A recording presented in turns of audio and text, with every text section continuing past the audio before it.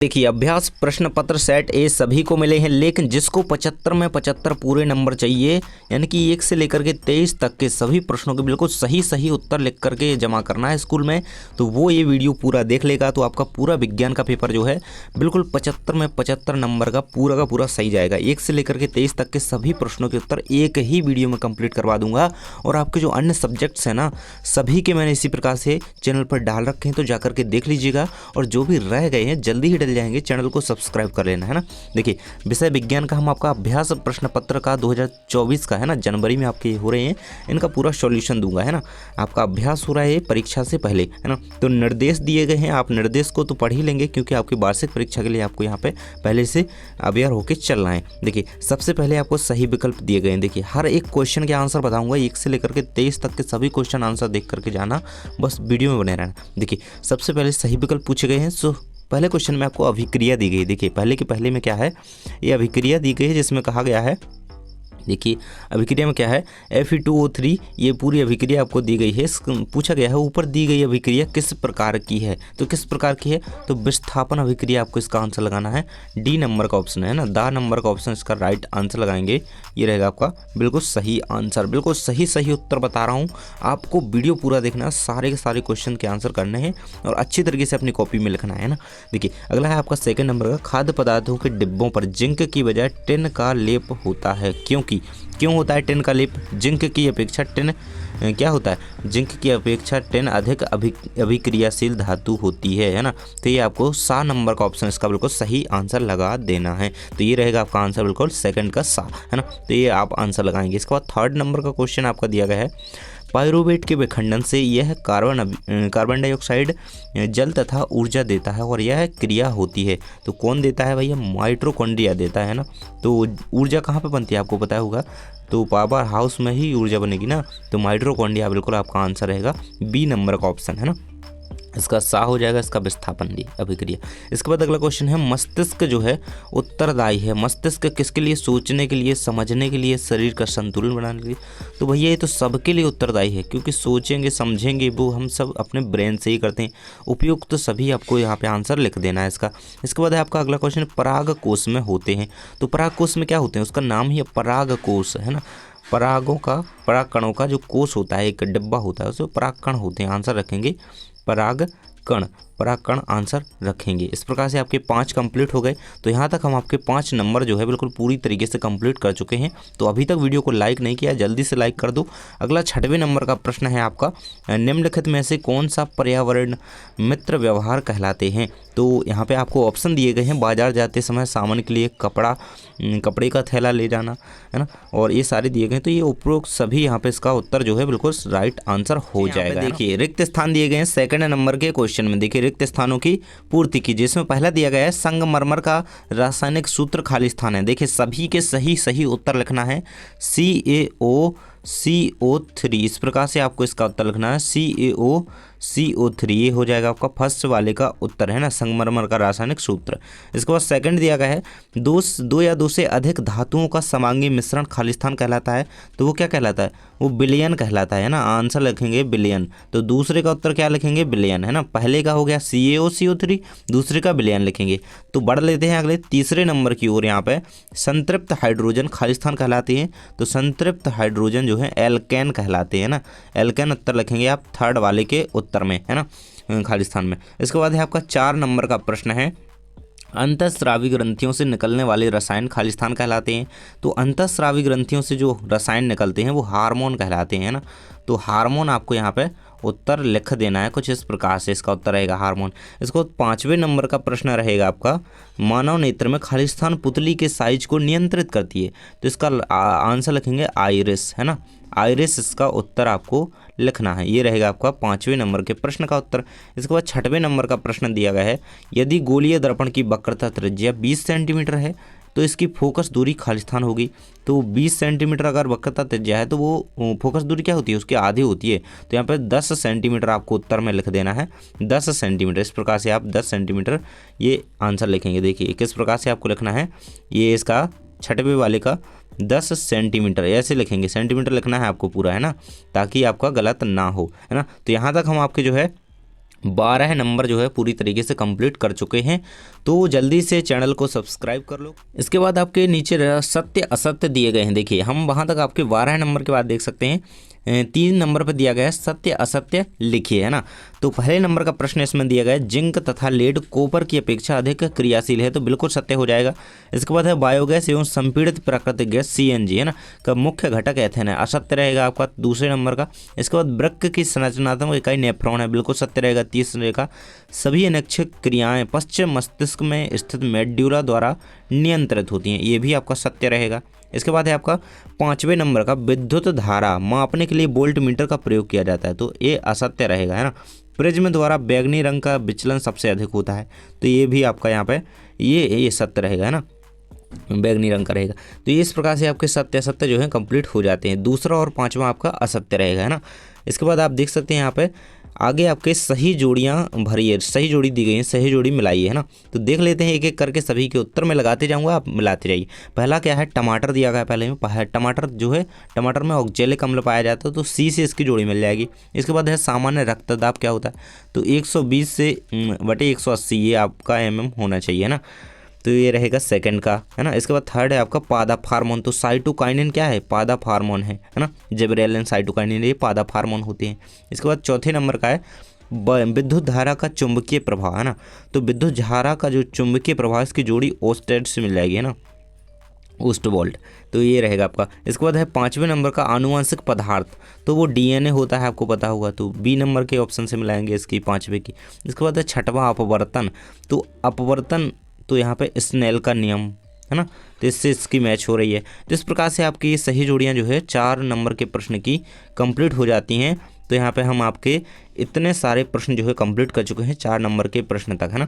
इसके बाद है आपके यहाँ पे देख सकते हैं 5वें नंबर के प्रश्न में दिया गया एक शब्द या वाक्य में उत्तर लिखिए, है ना, ये भी आपके 6 नंबर के रहेंगे, है ना। एक एक के उत्तर बिल्कुल सही सही लिखना है और अच्छे से लिखना है। देखिए प्रश्न पूछा गया CaOCl2 यौगिक का प्रचलित नाम क्या है, तो वो है, इसका नाम क्या है, विरंजक चूर्ण, है ना, विरंजक चूर्ण आपको इसका उत्तर लिखना है। इस प्रकार से विरंजक चूर्ण इसका उत्तर लिखेंगे, है ना। इनके उत्तर नीचे लिखे हुए हैं, मैं लिखे दिखा दूंगा अभी आपको, लेकिन आपको यहाँ पे बताते जा रहा हूँ। रुधिर प्लेटलेट्स का एक कार्य लिखिए रक्त का थक्का बनाने में, है ना, तो ये आप एक कार्य लिख देंगे रक्त का थक्का बनाने में। इसके बाद बनसागर लक्षण का एक उदाहरण है, देखो जैसे बनसागर लक्षण का एक उदाहरण आँखों का कलर हो जाएगा, एक उदाहरण, है ना। तो इनके सभी के उत्तर नीचे लिखे हुए मैं आपको बता देता हूँ, है ना, क्या क्या क्वेश्चन है। बनसागर लक्षण के उदाहरण, है ना, विद्युत बल्ब के तंतुओं को बनाने के लिए किस धातु का, टंगस्टन का। विद्युत परिपथ में लघु पतन या अतिभरण से बचाव के लिए कौन सी युक्ति का प्रयोग किया जाता है, फ्यूज का, है ना। लेंस सूत्र लिखिए। तो ये सारे जो क्वेश्चन हैं इनके उत्तर मैं नीचे दिखा देता हूँ, आपको लिखे हुए हैं, देखिए यहाँ पर रहेंगे। ये आपका पूरा सॉल्यूशन मैंने बना करके रखा है। देखिए पहले वाले क्वेश्चन के आंसर दिए गए हैं सभी के, आप मिला लेंगे, यहाँ से भी स्क्रीनशॉट ले सकते हैं सीधे, या फिर आप देख सकते हैं सामने दिए गए, ये पहले के उत्तर हो जाएंगे आपके सही विकल्प के सभी के उत्तर, है ना। इसके बाद है आपके सेकंड के उत्तर ये रहेंगे, सभी के उत्तर दिए गए हैं, और सारे 23 तक के क्वेश्चन के आंसर देखने हैं हमें, वीडियो में बने रहना आप, और ये सारे आंसर मिला लीजिए अपने, ये सत्य असत्य के रहेंगे, है ना। दूसरा और 5वां ही असत्य बताया था ना मैंने, ये बिल्कुल सही है आपके, है ना। इस प्रकार से आपको इन्हें कर लेना है, तो ये रहेंगे। इसके बाद है आपके 4 नंबर पे सही जोड़ियाँ दी गई थी, देखिए तो पहले में ऑक्जेलिक अम्ल, इसके बाद ऐसे प्रकार से आपको मिलानी थी। ये रहेंगे आपके सभी के आंसर बता रहा हूँ यहाँ पे, है ना। ये रहेंगे 5वें के उत्तर आपके, कौन से, एक शब्द या वाक्य में उत्तर लिखिए। तो विरंजक चूर्ण पहले का बताया था मैंने, रक्त का थक्का बनने में ये जो है उपयोग होता है, किसका, प्लेटलेट्स कार्य करती है ना। मानव नेत्रों का रंग हो जाएगा यहाँ पर बनसागर लक्षण के अकॉर्डिंग। टंगस्टन धातु का बल्ब के तंतु में उपयोग किया जाता है ना। लघु पथन या अधिभारण से बचने के लिए यहाँ पर फ्यूज का उपयोग किया जाता है, ये युक्ति होती है एक। इसके बाद ये आपका लेंस का सूत्र हो जाएगा। तो इस प्रकार से आपको यहाँ पे आंसर सभी के जो है लिख देने हैं, है ना। इसके बाद आपका देखिए 6वें नंबर का प्रश्न ही दिखा देता हूँ, क्योंकि प्रश्न दिखाऊंगा तो सही रहेगा, उत्तर तो नीचे दिया ही गया है, लेकिन प्रश्न आपको दिखाने में सही रहेगा। पहले मैं प्रश्न सभी दिखाते जाता हूँ और साथ में उत्तर भी आपको, है ना। देखिए धातु के साथ अम्ल की अभिक्रिया होने पर कौन सी गैस निकलती है। देखिए हम एक कोई उत्तर देखेंगे, जिसके 2 उपलब्ध हैं वो 2 देख लेंगे, है ना, अथवा वाले का देखेंगे या फिर एक देखेंगे। तो इसमें मैं आपको इस वाले प्रश्न का उत्तर बता रहा हूँ, अथवा वाले का, है ना। अथवा वाले का उत्तर नीचे लिखा हुआ है मैंने इसमें, है ना, इसका उत्तर। चलिए देख लेते हैं नीचे इसका आंसर। तो ये रहेगा आपका इसका आंसर, यहाँ पे देख सकते हैं 6वें नंबर के प्रश्न का उत्तर आपकी स्क्रीन पर आपको दिखाई दे रहा होगा। ये रहेगा आपका आंसर, सामने देख पा रहे होंगे, ये सामने आंसर दिया गया है। देखिए किस प्रकार से मैंने इसका उत्तर लिखा, ये तो आपको दिए ही गए हैं, जो है ऑप्शंस दिए गए हैं क्वेश्चन में, और आपको ये बिलियन दिए गए थे ना, तो ये ABCD दिए गए थे ना, किस प्रकार से आपको लिखना है। अगर देखिए आपको pH मान पता होना चाहिए तभी आप इसका उत्तर लिख पाएंगे, है ना। तो अगर 11 है तो वो तो प्रबल क्षार होगा ना, है ना। 1 है तो प्रबल अम्ल होगा, क्योंकि जो 1 मतलब 7 से नीचे जिस तरफ आते जाएंगे ज़्यादा से ज़्यादा, है ना, तो वो प्रबल होता जाएगा, अम्ल ज़्यादातर खट्टा होता जाएगा तो प्रबल अम्ल होगा। उदासीन 7 आपको पता है उदासीन होता है, तो C जो है उदासीन होगा, है ना। और दुर्बल क्षार D है आपका, तो ये 9 है, तो ये आपका दुर्बल क्षार होगा D, है ना। तो इस प्रकार से आप इसका 6वें के प्रश्न का उत्तर लिख सकते हैं, अथवा वाले का, है ना। अथवा का उत्तर बताइए, कोई का लिखना है चल जाएगा आपका, है ना। तो इसका इसी प्रकार से उत्तर लिखेंगे। और ये नया क्वेश्चन बना है तो बोर्ड में ये जरूर से पूछा जाएगा, तो इसे तैयार कर लेना बोर्ड परीक्षा के लिए, है ना। इसके बाद है आपका 7वें नंबर का प्रश्न देख लेते हैं। देखिए प्रश्न देखना जरूरी है, क्योंकि कन्फ्यूज हो सकते हैं और आपका जो सेट अगर चेंज हो गया तो क्वेश्चन भी अलग हो सकते हैं, इसलिए गलत ना लिखा जाए, इसलिए प्रश्न देखना जरूरी है। उदासीनीकरण अभिक्रिया क्या है, उदाहरण लिखिए, है ना।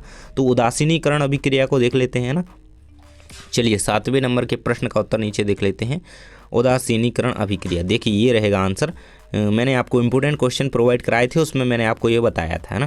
तो ये 7वें नंबर के प्रश्न का उत्तर रहेगा, है ना। फर्स्ट का ही है, अथवा वाले का नहीं है। देखिए प्रश्न भी साथ में लिखा हुआ है, उदासीनीकरण अभिक्रिया किसे कहते हैं, इसका समीकरण लिखिए या उदाहरण लिखिए। तो ये उदाहरण रहेगा, या उदाहरण के साथ समीकरण भी दिया गया है ना। तो ये रहेगा, जब कोई क्षार अम्ल से अभिक्रिया करता है तो लवण तथा जल बनता है, इस अभिक्रिया को उदासीनीकरण, है ना। अम्ल और क्षार अभिक्रिया करें तो जल तथा लवण बनेगा, तो इसे ही उदासीनीकरण कहते हैं। तो ये आपका 7वें प्रश्न का उत्तर हो जाता है। इसके बाद 8वें नंबर का प्रश्न है आपका, देखिए एथेनोइक अम्ल, देखिए दिया गया है प्रश्न यहाँ पे, एथेनोइक अम्ल एवं ब्रोमोपेंटेन की संरचना बनाइए।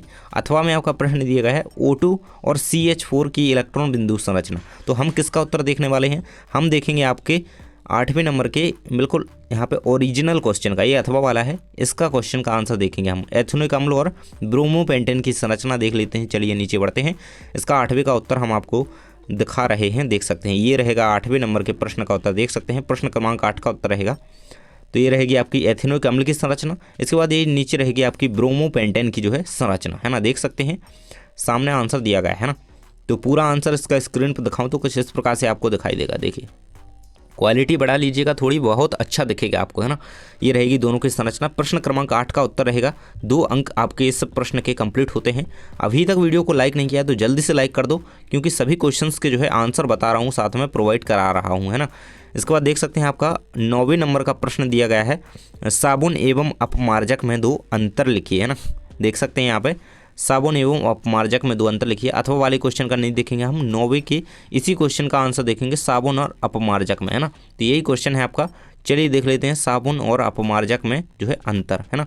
तो 8वें के बाद ही है ना, तो 9वां ये रहा आपका उत्तर। मैंने 3 अंतर लिख दिए हैं, आपको भी 3 अंतर ही कॉपी में लिखने हैं ना, ताकि नंबर अगर कटे तो चांस ही ना रहे कटने का। अपमार्जक और साबुन में अंतर देखिए इस प्रकार से लिख सकते हैं आप यहाँ पे। 9वें नंबर के प्रश्न का उत्तर ये रहेगा आपका, पूरा सामने दिया गया है। तो यही आपको उत्तर लिखना है अपनी जो है उत्तर पुस्तिका में।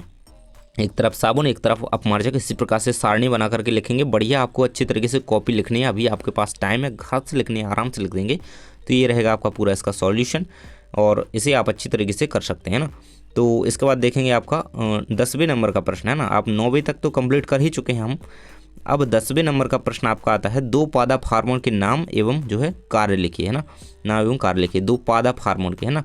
प्लांट हार्मोन्स जो होते हैं उनके नाम और कार्य लिखने हैं। तो देख लेते हैं, साइटोकाइनिन और जिबरेलिन हमारे जो है प्रमुख पादप हार्मोन होते हैं। 10वें का उत्तर देखना है ना, मैं नहीं, देखो ये रहेगा 10वें का, जिबरेलिन और साइटोकाइनिन, ये हमारे प्रमुख पादप हार्मोन होते हैं। नाम लिख देंगे जिबरेलिन और साइटोकाइनिन। इनके कार्य भी दिए गए हैं साथ में, 2-2 कार्य मैंने दोनों के दे दिए हैं।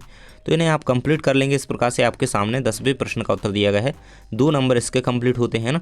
सारे के सारे क्वेश्चन आपको 75 नंबर के साथ कॉपी देनी है स्कूल में, ऐसे नहीं देनी है ना। पूरे नंबर चाहिए, अच्छी तरीके से सभी के उत्तर लिखना है। देखिए 11 नंबर का प्रश्न आपसे पूछा गया है यहाँ पे, विखंडन बहुखंडन से किस प्रकार भिन्न है। तो ये हम इसका उत्तर नहीं बताएंगे, इसका उत्तर देख रहे हैं इसमें हम, कायिक प्रवर्धन क्या है, इसके 2 लाभ लिखिए, है ना। तो चलिए कायिक प्रवर्धन का देख लेते हैं, 11वें के अथवा वाले का उत्तर देख रहे हैं ना। तो चलिए इसका उत्तर देख लेते हैं 11 नंबर के प्रश्न का। देखिए तो 11 नंबर के प्रश्न का उत्तर ये रहेगा आपका, ये इसके बाद ही है ना, ये रहेगा। देखिए देखिए ये रहेगा आप 11 के अथवा वाले का उत्तर, देख सकते हैं यहाँ पे अथवा का है ना। तो कायिक प्रवर्धन के बारे में बताया गया है और इसका नीचे दिए गए इसके जो है इसके लाभ। तो इसके लाभ 4 लिखे हैं, आप कोई 2 लिख देंगे तो भी आपका चल जाएगा है ना। आप इसकी परिभाषा लिख दीजिएगा और आप इसके 2 लाभ लिख दीजिएगा। ओके, ये लिख देंगे आप। इसके बाद देख लेते हैं हम, आपका 11 हो गया। इसके बाद हम बढ़ते हैं 12वें नंबर के क्वेश्चन की ओर। यहाँ पे आपका 12वें नंबर का प्रश्न क्या कह रहा है, विभिन्नताओं से उत्पन्न होने वाली किसी स्पीसीज का अस्तित्व किस प्रकार बढ़ जाता है ना। जो अगर किसी स्पीसीज में ना विभिन्नताएं जो हैं बढ़ जाती हैं ना, तो उसका अस्तित्व भी बढ़ने लगता है। तो ये देख लेते हैं हम इसका 12वें नंबर का प्रश्न का उत्तर।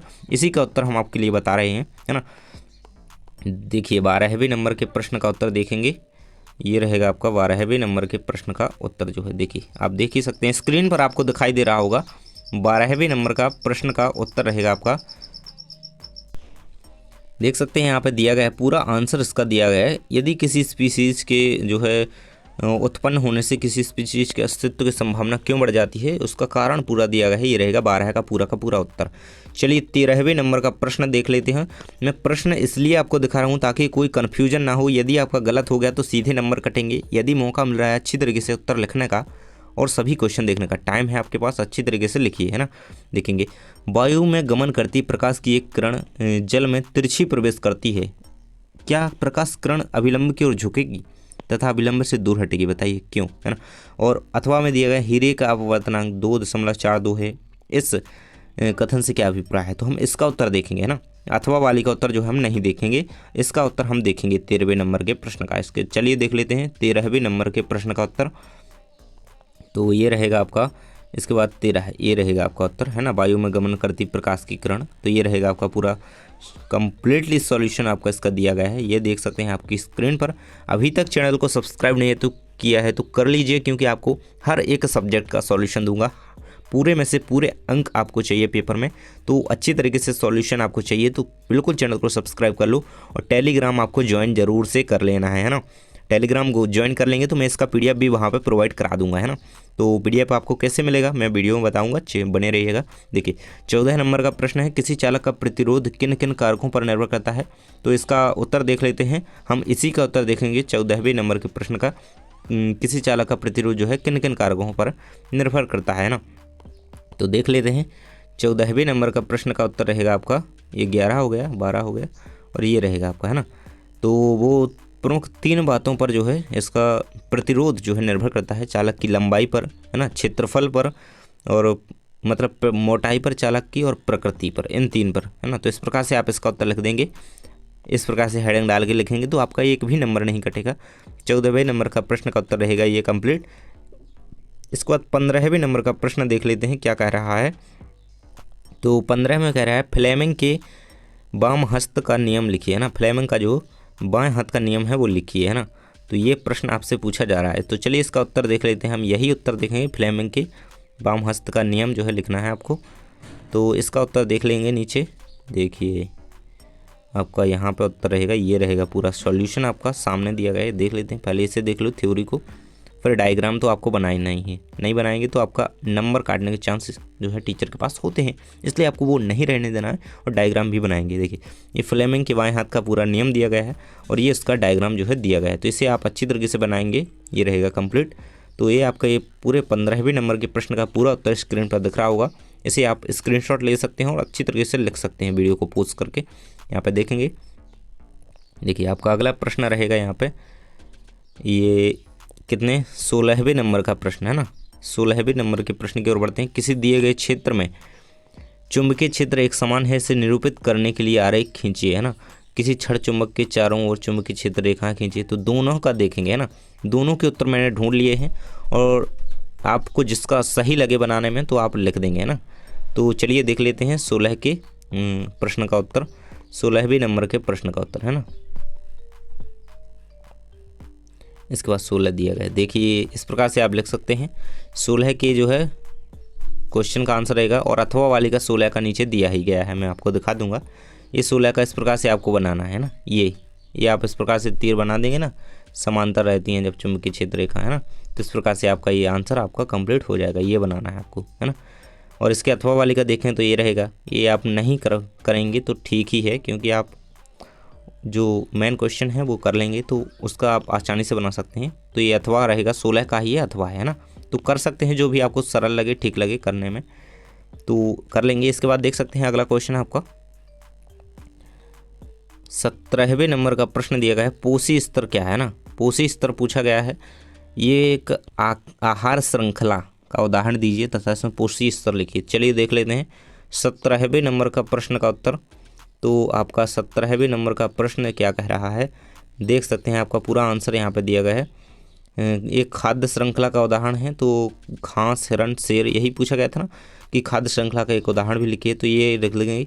सबसे पहले यही लिख देना है, फिर उसके बाद आपको इस प्रकार से यहाँ पे पॉइंट बना करके लिख देना है ABC में, है ना। तो ये लिख देंगे आप इस प्रकार से, आपके उस उत्तर में कंप्लीट रहेगा, है ना। ये आप लिख देंगे। 17वें नंबर का प्रश्न का उत्तर दिया गया, देखिए 17 का उत्तर, है ना। चलिए 18वें नंबर का प्रश्न देख लेते हैं हम आपका। देखिए उभयधर्मी ऑक्साइड क्या होते हैं, दो उभयधर्मी ऑक्साइड के जो है उदाहरण दीजिए। उभयधर्मी ऑक्साइड 18वें नंबर के प्रश्न पूछा गया। चलिए 18 का प्रश्न देख लेते हैं, इसके 3 अंक जो है कंप्लीट करेंगे। तो नीचे बढ़ते हैं उत्तर की ओर। 18वें नंबर के प्रश्न का उत्तर देख रहे हैं, और अभी तक आपने यदि चैनल को सब्सक्राइब जो है नहीं किया है तो जल्दी से कर लें, क्योंकि आपको हर एक क्वेश्चन का जो है आंसर यहाँ पर बताया जा रहा है, और इसी प्रकार से आपकी वार्षिक परीक्षा के लिए यहाँ पर कंप्लीट करवाया जाएगा। तो आपको चैनल को सब्सक्राइब कर लेना है। 18वें नंबर के प्रश्न का उत्तर रहेगा आपका, ये कंप्लीट आंसर लिखेंगे इस प्रकार से, ये रहेगा आपका, है ना। अधातु ऑक्साइड की बात की गई थी, है ना, उभयधर्मी ऑक्साइड क्या कहलाते हैं, तो ये आप लिख देंगे। और इसके पास इसके उदाहरण पूछे गए थे, तो कोई 3 उदाहरण लिख दीजिएगा, है ना। सामने दिए भी गए हैं, 3 ही दिए गए हैं, तो एक दिया गया, 2 ये दिया गया, ये 3 है ना, ये 3 है ना। इस प्रकार से आप इसे लिख देंगे, ये कंप्लीट रहेगा आपका 18वें नंबर के प्रश्न का उत्तर। 19वें नंबर का प्रश्न आपका देख लेते हैं। यहाँ पे क्या प्रश्न दिया गया है, 19वें में हाइड्रा में मुकुलन को स्पष्ट कीजिए और पुष्प के अनुदैर्घ्य काट का नामांकित चित्र बनाइए। देखिए प्रश्न हम अब पढ़ ही लेते हैं इकट्ठे। 19 और 20 का साथ में उत्तर देख लेते हैं। हाइड्रा में मुकुलन, इसका अथवा क्या है, पुष्प के अनुदैर्घ्य काट, दोनों के उत्तर बताऊंगा। और ये 20वें नंबर का है मानव नेत्र का नामांकित चित्र, है ना। चलिए देख लेते हैं सभी के उत्तर, 19 और 20 का दोनों का साथ में उत्तर देख लेते हैं। तो 19 और 20 का, है ना, 19 का देखिए सबसे पहले 19 का हाइड्रा में मुकुलन को समझाइए पूछा गया था ना। तो इस प्रकार से हाइड्रा में मुकुलन विधि का आप जो है आंसर दे सकते हैं। तो ये रहेगा पूरा आंसर, इसका कंप्लीट आप कर लेंगे, है ना। तो इसे कंप्लीट करने के बाद आप पढ़ते हैं 19 के अथवा की ओर। आपको जो सरल लगे वो आप करेंगे। डायग्राम बनाना अच्छा लगे तो ये बना लीजिएगा, वरना आप हाइड्रा में मुकुलन को समझा करके उसका डायग्राम बनाएंगे, है ना। ये जरूर से कंप्लीट कर लेंगे, आपके बोर्ड एग्जाम के लिए बहुत ज़्यादा इंपॉर्टेंट है पुष्प के अनुदैर्घ्य काट का, है ना। 19 का अथवा आंसर है ना। जो भी इन 2 में से आपको ठीक लगे कर लेंगे। और 20 में आपको पूछा गया था ह्यूमन आई, है ना, मानव नेत्र का नामांकित चित्र बनाइए। तो आपको क्या बनाना है, आपको ये नहीं बनाना है, आपको ये बनाना है ना। लेकिन आप समझने के लिए मैंने आपको बता दिया है कि 20 का उत्तर कुछ इस प्रकार से आप यहाँ पे लिख सकते हैं ना। 20 का अथवा भी दिया गया है नीचे, है ना, जो आपको सरल लगे, है ना। पूरा आंसर दिया गया है 20वें नंबर के प्रश्न का, अथवा भी दिया गया है, दोनों साथ में दिए गए हैं ना। 20 का प्रश्न दिया गया है और ये 20 के अथवा, तारे क्यों टिमटिमाते हैं और मानव नेत्र का नामांकित चित्र, है ना। तो देखिए मैं आपको स्पष्ट रूप से दिखा देता हूँ मानव नेत्र का जो है नामांकित चित्र इस प्रकार से रहेगा। ये कंप्लीट कर लेंगे आप। और तारे क्यों टिमटिमाते हैं अथवा 20वें नंबर के प्रश्न का, है ना। तो ये आपका यहाँ पे 3 नंबर का प्रश्न जो है कंप्लीट होता है पूरी तरीके से, ये है ना 20 नंबर का। तो इसे अच्छी तरीके से कंप्लीट करने के बाद बढ़ते हैं 21वें नंबर के प्रश्न की ओर।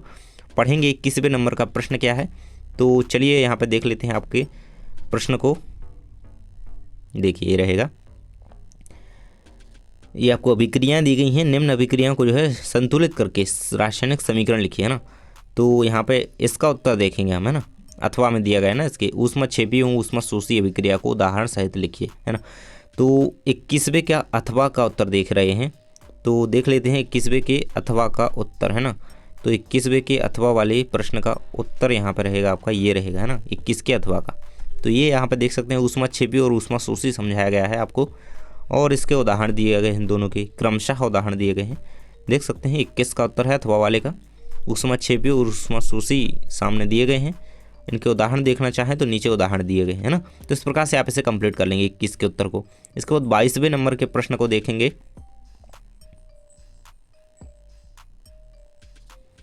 तो देख सकते हैं 22वें नंबर का प्रश्न यहाँ पे नीचे दिया गया है आपका, है ना।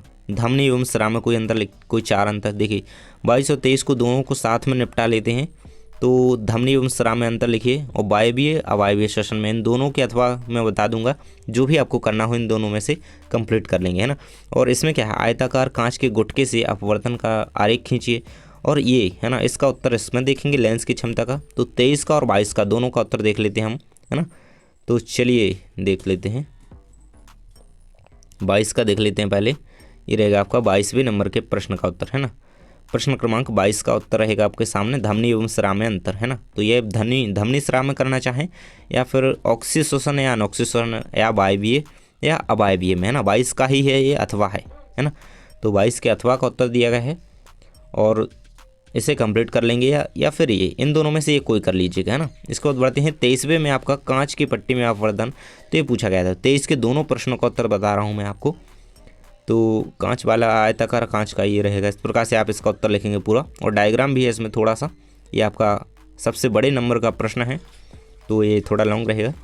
और 23 के अथवा का प्रश्न का उत्तर लिखना चाहें तो इतना आपका उत्तर है ना, ये उत्तर है। ए और बी में पूछा गया ना। 23 में लेंस की क्षमता पूछी गई थी और साथ में आपको क्या पूछा गया था, अवतल दर्पण के जो है कार्य पूछे गए थे ना। तो ये रहेंगे ए और बी के माध्यम से आप इन्हें पॉइंट बना करके लिख देंगे। 23 के अथवा वाले का उत्तर है, कन्फ्यूज नहीं होना है, 23 के अथवा वाले का उत्तर है, इसे कंप्लीट कर लेंगे आप, है ना। तो यहाँ तक आपके सभी सॉल्यूशंस बता चुका हूँ, बिल्कुल 1 से लेकर के 23 तक के सभी प्रश्नों के उत्तर बता चुका हूँ ना। तो चैनल को जल्दी से सब्सक्राइब कर लो और वीडियो को लाइक कर दो और दोस्तों के साथ वीडियो को शेयर कर दो ताकि वह भी इसका सॉल्यूशन जल्दी से लग पाए, है ना। थैंक्स फॉर वॉचिंग, मिलते हैं नेक्स्ट वीडियो में।